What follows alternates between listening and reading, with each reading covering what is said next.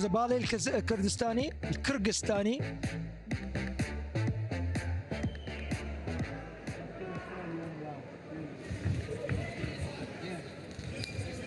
محمد العبد الله طبعا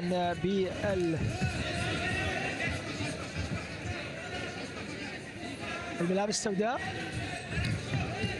بدايه سريعه للنزال. ركبه الان من غزبالي، محاوله اسقاط من مقوميد العبد الله، اسقاط رائع، التفاف ممتاز وتخلص هالنشط. المشكله يركز، شوف الفرق اذا تمسك القدم او الساق تحت الركبه ما ممكن تتحكم فيها، لازم فوق الركبه. سكرامبل ممتاز من غزبالي. بس المشكله اللي مسكها تحت الركبه واخذ الضرب، ضرب ضربات قويه. اللي يحسب لي محمد العبد الله انه طلع من هذا الموقع. ضربات كاف كيك من قبل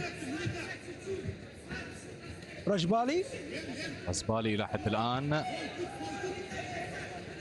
بشكل مميز مع بدايه النزال.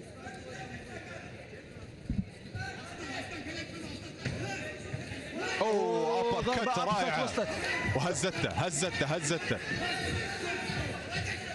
محمد عبد الله قاعد يرجع للخلف. انا احسن لي خلص مقاميد او محمود العبد الله.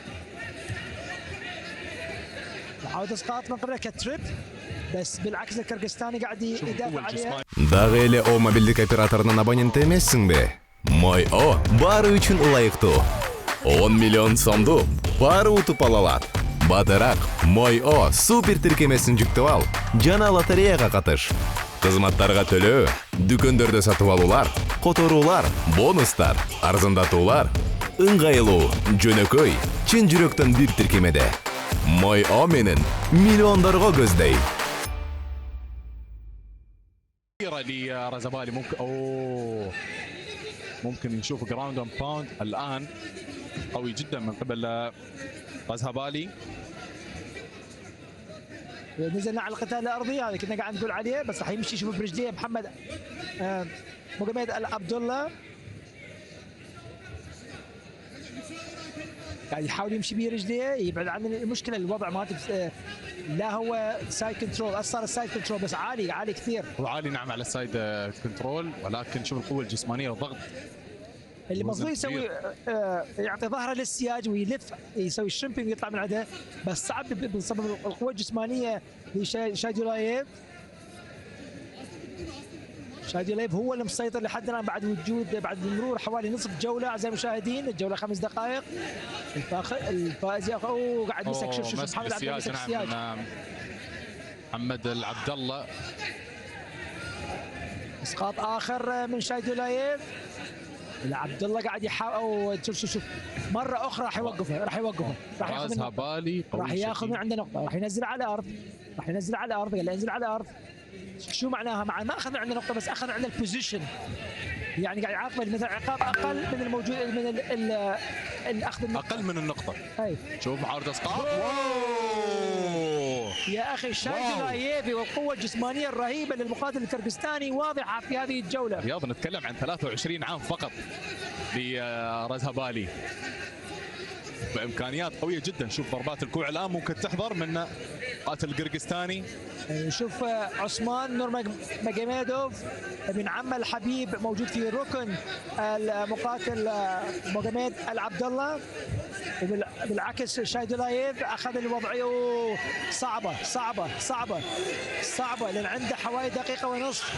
طلع من عنده محمد عبد الله. نعم طلع واخذ الظهر، ما عنده هوكس. طلع من عنده، ما طول ماكو هوكس يقدر يطلع من عندها. اخذ الظهر الان محمد العبد الله، قميد العبد الله نعم، ويحاول الاسقاط، ينجح بالاسقاط ولكن نشوفه يوقف مره ثانيه. قاتل القرقستاني. كل المقاتلين قاعد يستخدمون السياج لتخفيف وطأ الاسقاط. مستوى كبير جدا يقدمون كلا المقاتلين لحد الان في الجوله الاولى، و60 ثانيه فقط لنهايه الجوله الاولى. نسمع خرشوا من الجماهير. جود جوب الى حد الان من محمد العبد الله، ضاغط بشكل ممتاز على السياج، كيج كنترول. اسقاط اخر محاولة. ضربة ركبة قوية. هزه مرة اخرى. شايد لايف عنده ركبة حاضرة، مرة اخرى حتكون ركبة، مرة اخرى شفناها ركبة. صحيح. ليش يرجع القدم الى مسافة بعيدة لكي تاخذ الركبة واسقاط؟ ليش هذا الاسقاط؟ صار بسبب الركبة. لما تضرب ضربة قوية بالركبة تخليك تفقد اللي تقدر عليه. طبعا خافير مينديز موجود ايضا في الصالة. هل راح ياخذ وضعية التوب ماونت الان؟ الاعتلاء الكلي ل رازهبالي قاتل قرقستاني، والثانية الأخيرة وتنتهي الجولة الأولى. جولة قوية جدا واضحة، بس واضح من هو الفائز. نعم.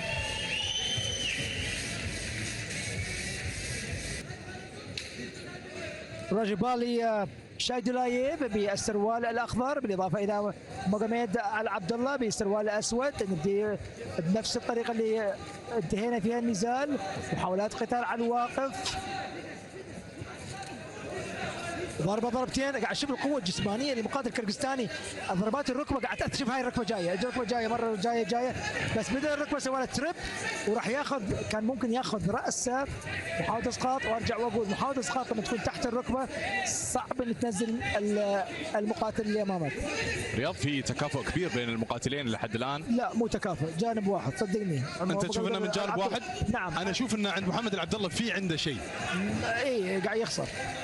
لا بس نعم هو اقوى، لكن في رده فعل دائما تكون جيده من محمد العبد الله. على فكره مو لنا نتفق ماجد، انا مو احنا نتفق، انا قاعد اشوف ابدا. انا قاعد اشوف انه قاعد يخسر وهو بفضاء اصلا. لكن الجدير بالذكر ان نتكلم عن يعني صاحب 23 عام، اصغر في السن، اقل خبره من محمد العبد الله. يعني كيف قدر يجمع كميه المهارات هذه في العمر هذا؟ هذا هو السؤال. اذا عنده 9-0 فاثبت لنا ليش عنده 9-0 بالضبط. مرات يسموهم الظاهره اللي هي فينومينا. عارف انه تسوي مقاتل ياخذ هل انا اقول لك منه؟ ارمان ساروكيان عمره 25 عام فقط. صحيح. خبره كبيره. هل تقول انه ما يستحق اصلا؟ قاعد احس انه قاعد ياخروه عشان يقاتل، عشان صغير. اي عشان صغير. يعني يقول لك البيك في عالم القتال المختلطه هو من 31 الى 33، يعني سنتين 3 سنوات. هذا البيك يعني نتكلم عن رازهبالي باقي له 10 سنوات على البيك. اي ما يحرق نفسه. يعني ماكس هالوي بدا من عمره 17 سنه.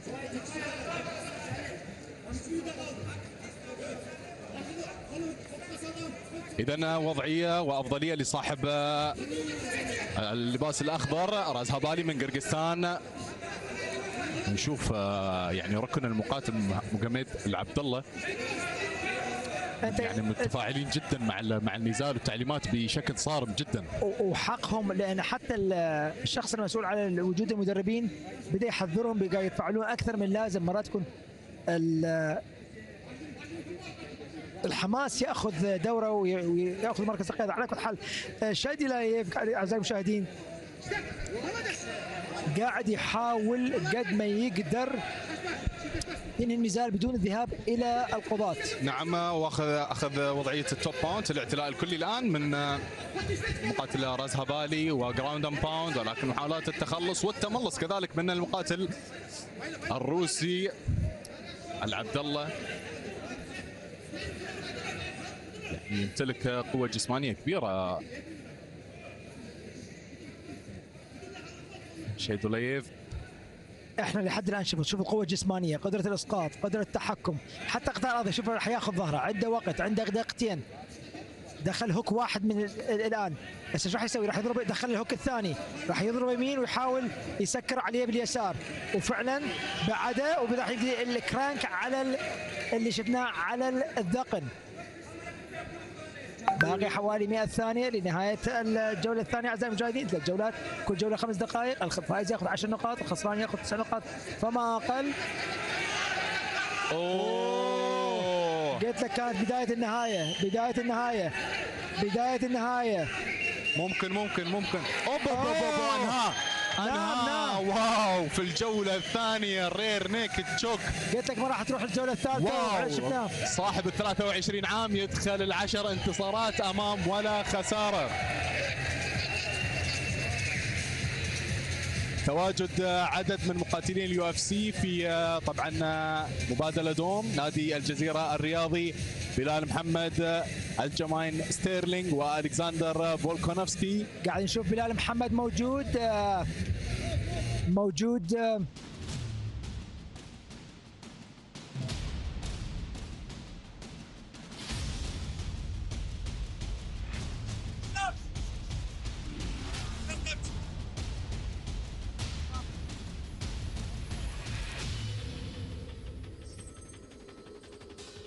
Rear naked choke.